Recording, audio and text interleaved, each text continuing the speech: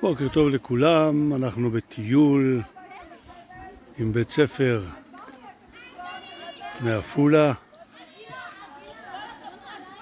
הם באו לעין חרוד לטייל, ליהנות מהטבע, ליהנות מהנוף. עין חרוד, מים, צל, טבע ואוויר, בריא לגוף ולנפש. לא חם היום, קריר, סבבה, עוד יום של כיף. מה רע לטייל, לשחות במים.